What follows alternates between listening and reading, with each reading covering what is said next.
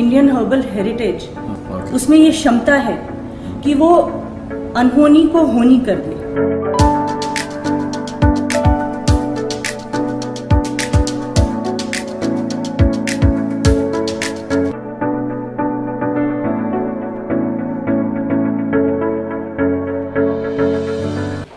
Hello everyone, I'm Medha Singh from Jivana Herbals, an esthetician and a cosmetologist and your skin and hair specialist. Strawberry legs, ये जो समस्या है इससे हम में से बहुत सारे लोग सफ़र करते हैं और कोई इस प्रॉब्लम को सॉल्व करने की बिल्कुल भी नहीं सोचता है, क्योंकि कोई भी फंक्शन हो, कोई भी इवेंट हो, अगर आपको कोई ड्रेस पहनना है तो उस समय के लिए आप इसे कवर अप कर लेते हैं फाउंडेशन से और अगले दिन इस समस्या के बारे में पूर्णतः भूल जाते हैं। और भूलते नहीं हैं, आप एकदम कंफर्टेबल हो जाते हैं कि अब तो समय ख़त्म हो गया और वो प्रॉब्लम भी छिपी हुई है। तो इसकी वजह से अन्य सारी प्रॉब्लम्स आती हैं। हम अगर स्ट्रॉबेरी लेग्स के सॉल्यूशन आपको बताने जा रहे हैं तो इसके साथ साथ अगर folliculitis, keratosis pilaris, ingrown hair, dry skin, इनको अगर मेंशन ना करें तो ये प्रॉब्लम अधूरी ही सॉल्व होगी, ये पूरी तरह से सॉल्व नहीं होगी, क्योंकि स्ट्रॉबेरी लेग्स के साथ साथ ये जितनी भी अन्य प्रॉब्लम्स हैं ये सब एक दूसरे से रिलेटेड हैं। अगर आपको स्ट्रॉबेरी लेग्स हैं तो आपको केराटोसिस पिलारिस हो सकता है। क्यों हो सकता है? क्योंकि स्ट्रॉबेरी लेग्स होने का मतलब है कि आपको बहुत लंबे समय से ड्राइनेस रही है उस एरिया में। ये बाइसेप्स, ट्राइसेप्स, लेग्स, इनमें स्ट्रॉबेरी लेग्स इसे कहते हैं क्योंकि ज़्यादातर लेग्स सफ़र करते हैं, लेकिन ये प्रॉब्लम बाइसेप्स और ट्राइसेप्स पर भी होती है। तो इन एरियाज़ को ओवरलुक किया जाता है और डिहाइड्रेटेड ये एरियाज़ होते हैं, एक्सेस ड्राई होते हैं, तो पोर्स एनलार्ज हो जाते हैं। जैसा मैंने अपने अन्य वीडियोज़ में बताया है, पोर्स की इटियोलॉजी में भी बताया है कि पोर्स लार्ज होने का कारण, ओपन पोर्स तो पूरी बॉडी में ही है, पूरी बॉडी स्किन में, लेकिन उनके लार्ज होने का कारण होता है या तो ड्राइनेस या अत्यधिक ऑयली सिक्रीशन होना। तो यहाँ पे ड्राइनेस है कारण और उसकी वजह से फैट डिप्लीशन, कोलेजन डिप्लीशन हो चुका है, तो पोर्स लार्ज हो गए हैं, उसमें डेड एपिथेलियल सेल्स और पूरी ऑयल, सीबम, गंदगी सब कुछ उसमें जा चुकी है। अब इसी वजह से उसका अपीयरेंस डार्क है उसके चारों तरफ, तो वो एक पिटेड जैसा आपको छोटे छोटे छेद और काले काले दाग लिए हुए आपको दिखाई देता है। अब जब आपको ये समस्या है तो बैक्टीरियल फंगल इन्फेक्शन यहाँ पर होना संभव है और बहुत आसान है, तो उसकी वजह से फॉलिकुलाइटिस आपको हो सकता है और वो वैक्सिंग के बाद या शेविंग के बाद आपको वो प्रॉब्लम आ सकती है। अगर आपको स्ट्रॉबेरी लेग्स के साथ इनग्रोन हेयर है, मैनिक्योर पेडिक्योर के वीडियो में मैंने इनग्रोन हेयर के लिए आपको पूरी तरह से एक्सप्लेन किया है और उसमें एक क्लाइंट का रिव्यू भी है जिसने बॉडी मसाज क्रीम डेली लगाते हुए अपने इनग्रोन हेयर ठीक कर लिए। तो इसका मतलब है इनग्रोन हेयर की समस्या थी तो स्ट्रॉबेरी लेग्स की भी समस्या रही होगी, तो दोनों ही सिर्फ और सिर्फ बॉडी मसाज क्रीम को नियम से लगाने से ठीक हो गए। अब बात आई इनग्रोन हेयर की, अगर वो पुल हो गए तो फॉलिकुलाइटिस हो जाएगा और फॉलिकुलाइटिस होता है फंगल और बैक्टीरियल इन्फेक्शन से। तो डेड एपिथेलियल सेल्स, गंदगी, जितना भी कंटामिनेशन स्ट्रॉबेरी लेग्स की समस्या की वजह से पोर्स में क्लॉग्ड है, तो उसकी वजह से ही बैक्टीरियल फंगल इन्फेक्शन आसानी से हो सकता है और फॉलिकुलाइटिस हो सकता है। केराटोसिस पिलारिस क्या है? केराटोसिस पिलारिस है डेड एपिथेलियल सेल्स और हार्डन्ड केराटिन, मतलब केराटिन प्रोटीन है, इन दोनों का over a period of time accumulation होना। तो इसकी वजह से छोटे छोटे ईची एक्ने जैसे हो जाते हैं और जिनको डर्मेटाइटिस की और एक्ने की प्रॉब्लम रही है उनको ये समस्या हो सकती है। तो आपने अब ये तो जान लिया है कि ये आपस में एक दूसरे से जुड़े हुए हैं, तो आपको क्या करना चाहिए? सबसे पहले तो आपको एक ओथ लेनी चाहिए कि हमें ड्राइनेस नहीं आने देनी है स्किन में और हमें हर एक हिस्सा हमारी बॉडी स्किन, फेशियल स्किन का क्लीन रखना है, क्योंकि जितना आप क्लीन रखेंगे उतनी ही समस्याएं आपकी कम रहेंगी। अब क्लीन रखने का मतलब आप हार्श सोप का यूज़ कर लें और एसिड सैलिसिलिक युक्त सोप्स ज़्यादा से ज़्यादा यूज़ करें। किसी ने बता दिया कि आप ये ऑइंटमेंट लगा लीजिए तो इससे पूरी तरह से आप डिसइंफेक्ट हो जाएगा वो एरिया, तो उस पर्टिकुलर एरिया की आप केयर करेंगे तो वो क्योर होगा ऐसा आपको लगेगा।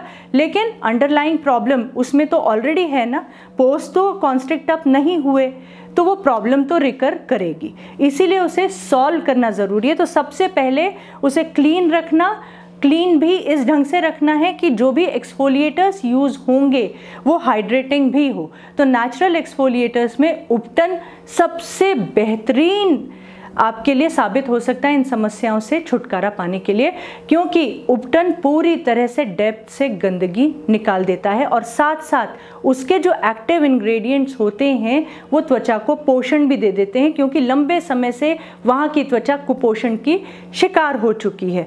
अब उपटन, अगर आपने उपटन का वीडियो देखा है तो बहुत अच्छा है और आप यूज़ भी कर रहे होंगे, नहीं देखा है तो ज़रूर उद्वर्तन और उपटन ये वीडियोस आप देख लीजिए। 2 प्रकार के उपटन हैं हमारी रेंज में जो कि बहुत ही बेहतरीन लोगों के लिए साबित हुए। उपटन के इंग्रेडिएंट्स भी वैसे होने चाहिए, ऐसा नहीं होना चाहिए कि हार्श उपटन है उसके बाद ड्राइनेस आ रही है। वो हाइड्रेटिंग उपटन होने चाहिए और उसके इंग्रेडिएंट्स अंदर तक पोर्स में जाकर जितनी भी क्लॉगिंग है उसको हटा दें, मतलब जितनी भी गंदगी है उसको निकाल दें। तो ये डेली बेसिस पर करने से ये एक्सफोलिएटर्स आपके काम आएंगे और प्रॉब्लम को सॉल्व करते करते साथ साथ वहाँ की स्किन को भी स्वस्थ कर देंगे। दूसरी बात है गर्म पानी का इस्तेमाल। जितना आप गर्म इस्तेमाल करेंगे उतने पोर्स आपके लार्ज होंगे और उसके साथ साथ ये समस्याएं ह्यूमिड वेदर में आपको ज़्यादा से ज़्यादा आएंगी। ठंड में गर्म पानी ज़्यादा और उसका हश्र आपको भुगतना पड़ेगा ह्यूमिड वेदर में और गर्मियों के मौसम में। तो गर्म पानी की परिभाषा सबकी अपनी सहन शक्ति के अनुसार होती है। अगर आप जिसे ल्यूकवार्म कह रहे हैं हो सकता है वो मेरे लिए गर्म हो, तो सिर्फ और सिर्फ पानी की चिल को ख़त्म करें और थोड़ा सा उसका टेम्परेचर उससे ज़्यादा हो, ऐसे पानी से नहाना आप सीखिए और आपको अनगिनत फ़ायदे होने लगेंगे।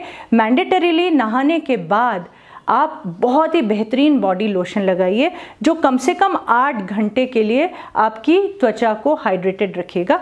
बॉडी स्किन फेशियल स्किन से थिक होती है, इस पर भी वीडियो है, difference between facial skin and body skin, वो ज़रूर देख लीजिएगा।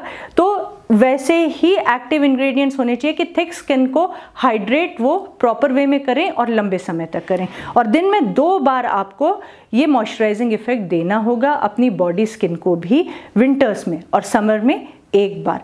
और ह्यूमिड वेदर में ये मत सोचिएगा कि मुझे पसीना आता है और इस समय मॉइस्चर है एटमॉस्फेयर में, तो एक गलत फहमी के शिकार आप हो जाते हैं कि त्वचा में ड्राइनेस है ही नहीं, जबकि उस समय सबसे ज़्यादा ड्राइनेस त्वचा में आती है, क्योंकि हम एटमॉस्फेयर में मॉइस्चर होने की वजह से त्वचा के मॉइस्चराइजिंग पे ध्यान नहीं देते हैं और पसीना निकल जाता है, पसीने के साथ साथ हमारी नेचुरल नमी भी निकल जाती है और फिर भुगतान करना पड़ता है ठंड में, तब हमें ये सारी समस्याएं होने लगती हैं बॉडी स्किन पर। तो इसीलिए उस समय भी दिन में 1 बार हाइड्रेट करना बेहद ज़रूरी त्वचा को, और वो भी आप सोने से पहले करें, क्योंकि सवेरे तो पसीने की वजह से वो सारा जितना भी मॉइस्चराइजिंग इफेक्ट उस बॉडी लोशन को देना है वो तो पसीने में निकल जाएगा, बह जाएगा। इसलिए सबसे अच्छा समय होगा रात का ह्यूमिड वेदर्स में जब आप बॉडी लोशन लगाएं। तीसरी बात है, लोगों की आदत होती है वैक्सिंग के लिए टाइम नहीं मिला तो रेज़र चला लिया। अब रेज़र चला लिया, ओल्ड रेज़र, उसकी ब्लेड होगी पुरानी रस्टेड और उसे चला लिया, तो जो जितने भी ओल्ड रेजर्स होते हैं वो बाल तोड़ते हैं, ना कि बालों को निकालते हैं। तो बाल तोड़ने से फॉलिकुलाइटिस हो गया और जितनी भी गंदगी है बिना शेविंग क्रीम के, बिना क्लीन किए आप लगा रहे हैं, तो जितनी गंदगी स्किन सरफेस पर है वो पोर्स में अंदर चली गई। आपके शेविंग क्रीम लगाने पर भी शेविंग क्रीम के साथ गई, बिना शेविंग क्रीम के भी अगर आपने रेज़र यूज़ किया, ओल्ड रेज़र यूज़ किया, तो उसके साथ स्किन की गंदगी और उसकी गंदगी भी पोर्स में चली गई। तो फिर निश्चित है कि आपको फॉलिकुलाइटिस होना ही है और आपको अन्य सारे इन्फेक्शंस जो आप नहीं चाहते हैं वो भी आप लेंगे। बाल तोड़ जिसे हिंदी में कहते हैं वो फॉलिकुलाइटिस, वो भी आपको होंगे। और रस्टेड है, आपका ओल्ड रेज़र है, उसमें पता नहीं किस प्रकार के इन्फेक्शन है, तो वो भी आप ले लेते हैं। तो सबसे पहले तो आप शेविंग को ना कहिए, ये एरियाज़ शेव करने के नहीं होते हैं और कभी भी जल्दबाजी में ये निर्णय नहीं लेने चाहिए। हमेशा आप बहुत सही तरीके से वैक्सिंग कराइए। वैक्सिंग करने के भी तरीके होते हैं कि बहुत ज़्यादा ट्रॉमा स्किन पर नहीं होना चाहिए। जब पुलिंग होती है वैक्स स्ट्रिप, वैक्स लगाने के बाद उस वैक्स स्ट्रिप को वहाँ से पुल करते हैं, तो पुलिंग का भी एक तरीका होता है जिससे त्वचा हर्ट नहीं होती है, त्वचा पर बहुत ज़्यादा टॉर्चरस सेंसेशंस नहीं होते हैं। और उसके बाद तुरंत ही वहाँ हाथ रखना ज़रूरी है।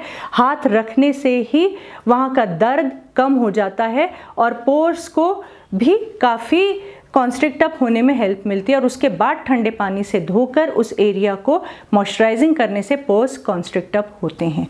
तो आप शेविंग के ऑप्शन को बिल्कुल ना कहिए। जब आप शेव करते हैं तो अगर आपके इनग्रोन हेयर हैं तो वो रेज़र, ओल्ड रेज़र से वो भी टूटते हैं और समस्याएं आपकी बढ़ती हैं।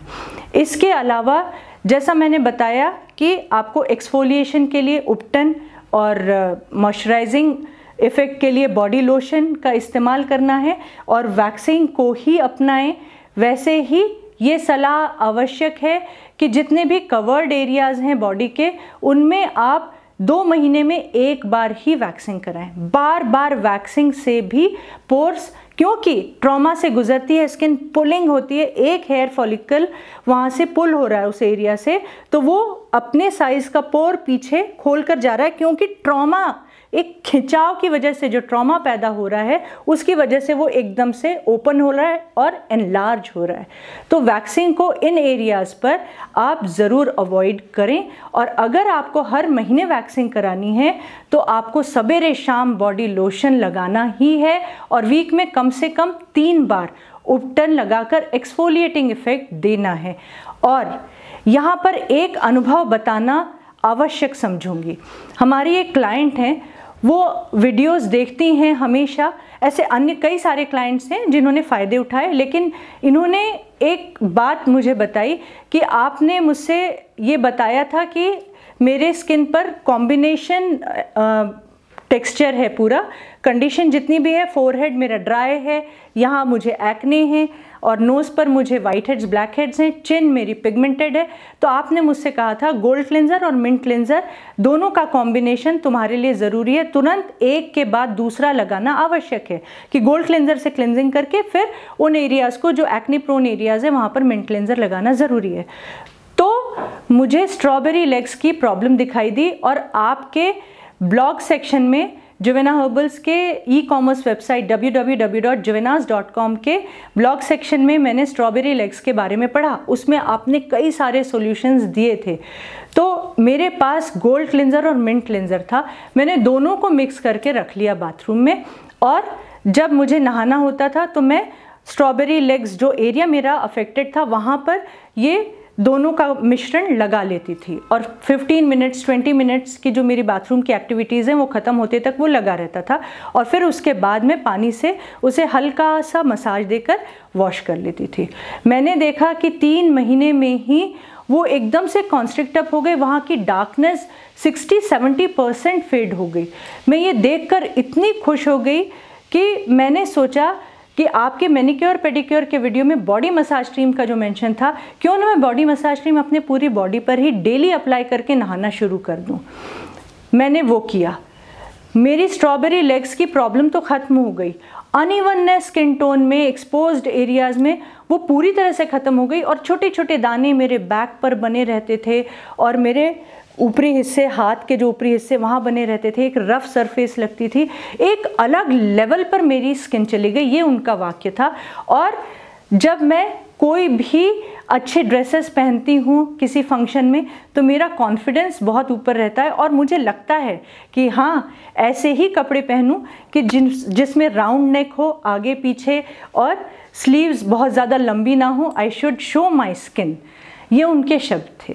तो आप भी अगर प्रॉब्लम रहित स्किन चाहती हैं, बॉडी स्किन, किसी भी प्रकार की प्रॉब्लम्स जैसे कि ड्राई स्किन, केराटोसिस पिलारिस, फॉलिकुलाइटिस और स्ट्रॉबेरी लेग्स, इनसे अगर आपको छुटकारा चाहिए तो आपको ये सारे प्रिकॉशंस भी फॉलो करने पड़ेंगे और साथ साथ सॉल्यूशंस को अपनाना पड़ेगा। तो अनगिनत अन्य सारे फ़ायदे भी आपको मिलने लगेंगे। अगर इस समस्या से आपको छुटकारा पाना है, इंडिपेंडेंट बनना चाहते हैं तो ज़रूर ब्लॉग सेक्शन विजिट कर लीजिए, वरना आप हमें 9415282407 पर व्हाट्सएप पर अपनी क्वेरी भेज सकते हैं। हम आपके लिए आपके अनुसार रेजिमेन कस्टमाइज करेंगे और उसके साथ साथ अन्य कई सारी गाइडलाइंस देंगे जो जीवन भर के लिए आपके काम आएंगी। Thank you so much.